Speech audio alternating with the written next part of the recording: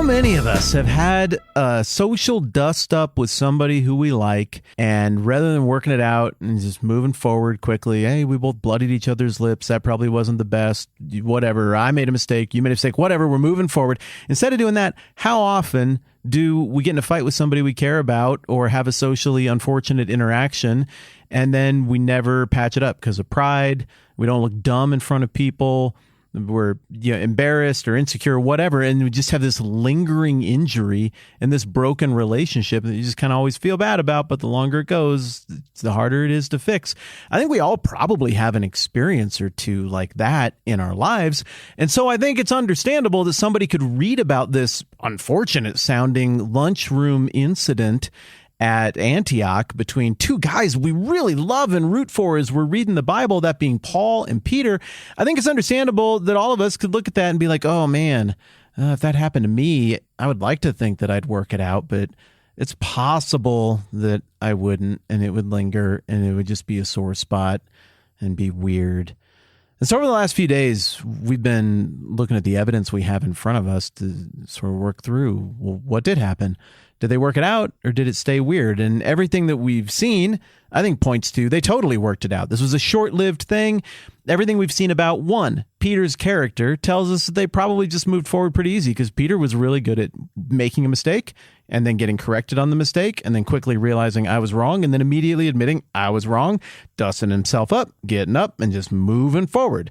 It would actually be a departure from Peter's character for him to dig in his heels here and be like, no way, I don't accept correction. I'm not listening to you. So, one, Peter's character says they probably worked it out. Two, they have all the same friends moving forward. They hang out with the same people. They're working on the same projects. So that tells us they probably worked it out.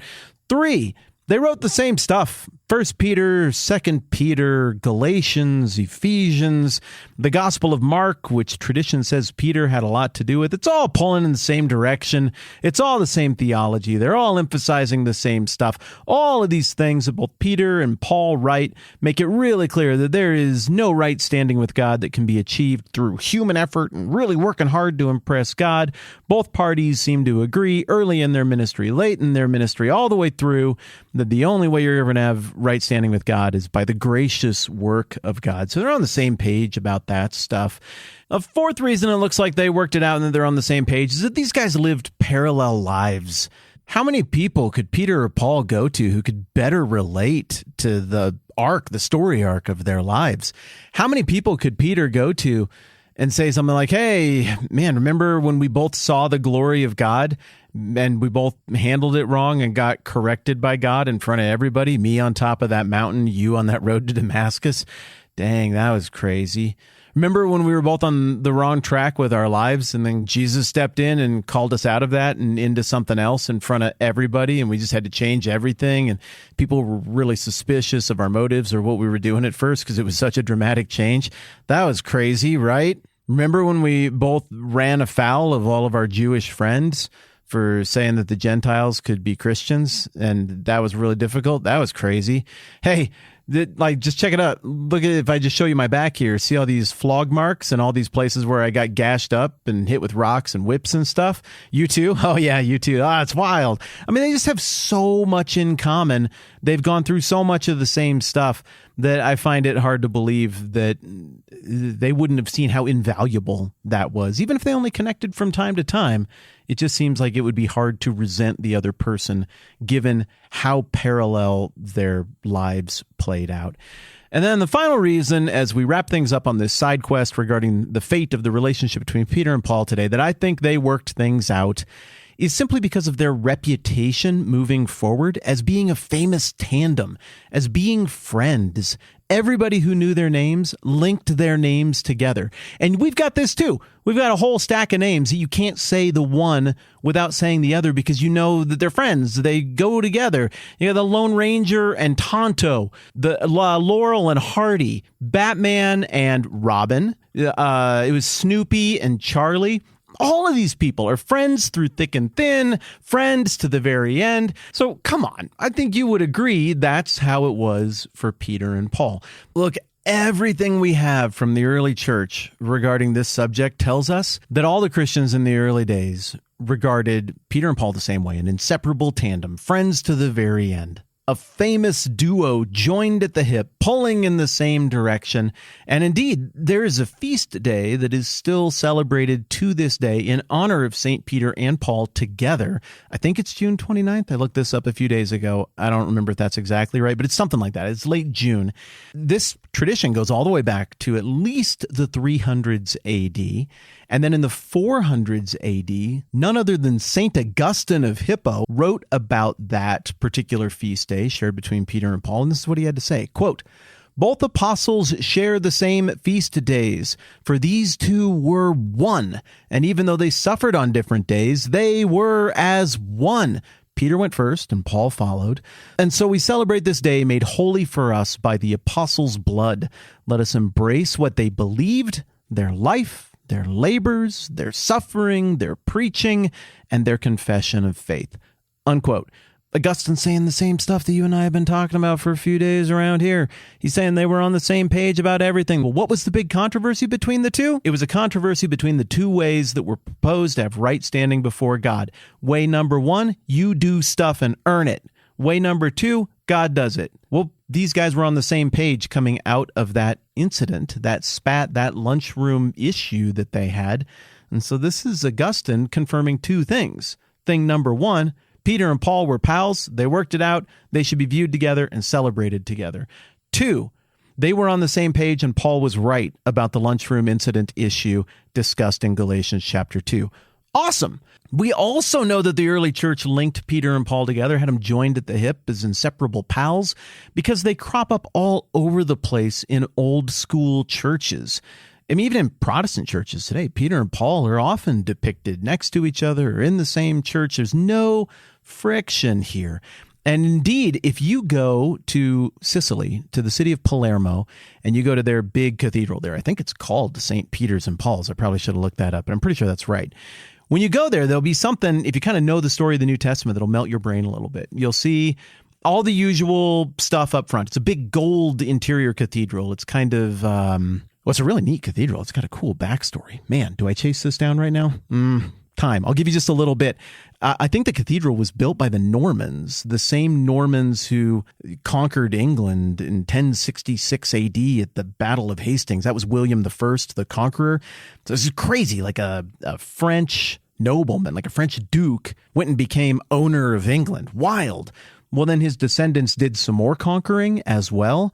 And one of the places that they put down roots for a while, a little bit after William the Conqueror, was in Sicily, in Palermo. And this cathedral there was commissioned by them. But it's a multicultural cathedral because they had Muslim artists involved. They have Byzantine artists. It's a very Byzantine, Eastern, like kind of Greek Orthodox looking church in terms of art and style. But also it's very Roman in terms of art and style. And also it has Norse and Northern European influences. Very, very interesting place. If you ever have a chance to go there, it's something that you're definitely going to want to see. But as you go there, you will notice Peter and Paul prominently placed.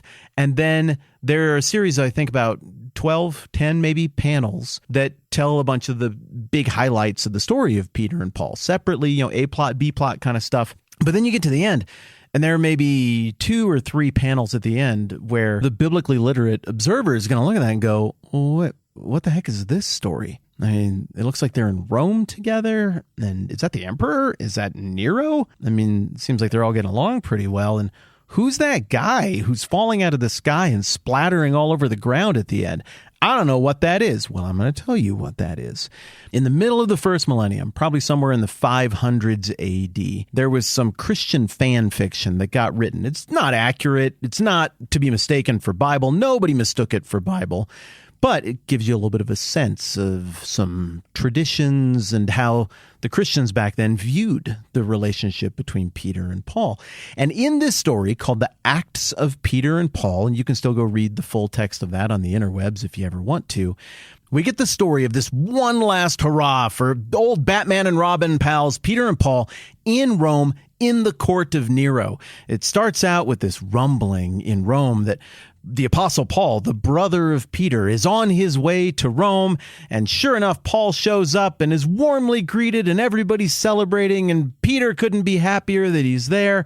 But there is a scourge among them. Simon Magus, the old foe from back on the island of Cyprus, has reared his ugly head again, and with his tricks reminiscent of those of Janus and Jambres, the court magicians all the way back in the time of Exodus in the court of Pharaoh, the evil dark wizard Simon Magus has wormed into the good affections and good graces of Emperor Nero, and Peter and Paul are going to have the opportunity to confront him. It's round 2 of Peter versus Simon Magus, except this time he's brought in a ringer. Paul is with him.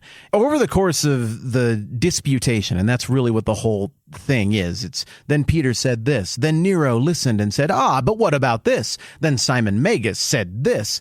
And it's all of this back and forth, and Paul remains quiet for a long time, and then finally Paul speaks up, and it all comes down to Nero saying, I don't know what to make of all of these claims.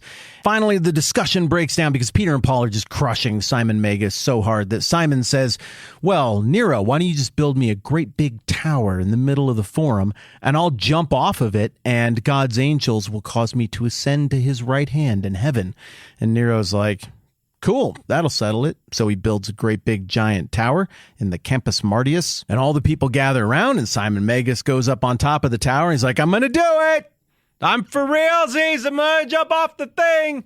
And Nero and Peter and Paul are like, okay.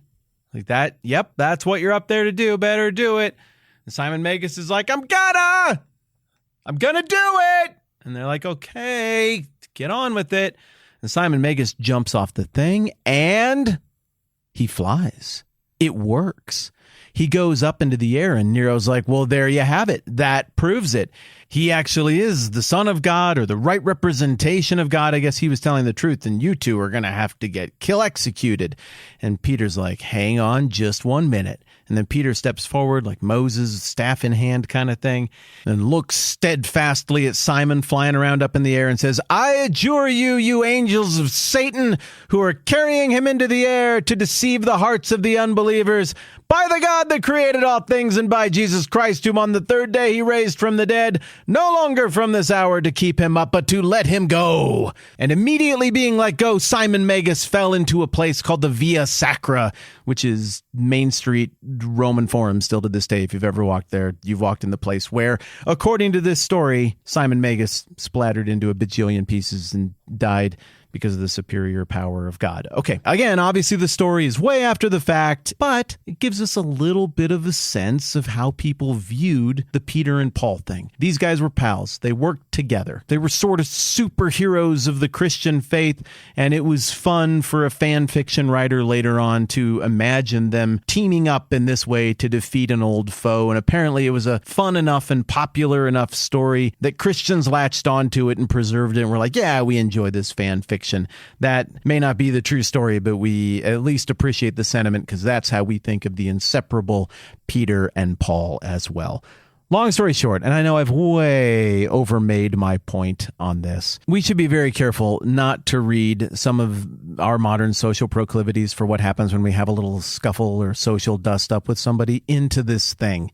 It seems like maybe their superpower back then, or maybe Peter's superpower, was to realize he was wrong, work things out, and just move forward in peace, getting right back on track. Sometimes I'm a little balky about that. I'm maybe not always the best at that. Sometimes it takes me a little too long between the time that I know I'm wrong and the time that I finally admit that I'm wrong. It'll still be 2 weeks till I say I'm sorry, but it doesn't seem to be the case here. And for all the reasons we've talked about, I think we can safely move forward saying that was an isolated incident used to teach that was helpful and in the end, a win for everybody. And the whole thing moved forward with Peter and Paul going down in history, rightly regarded as a tandem, a pair, a set of pals who were on the same page and pulling in the same direction. Fun side jaunt. On to Galatians 3 next time around. I'm Matt. This is the 10-Minute Bible Hour podcast.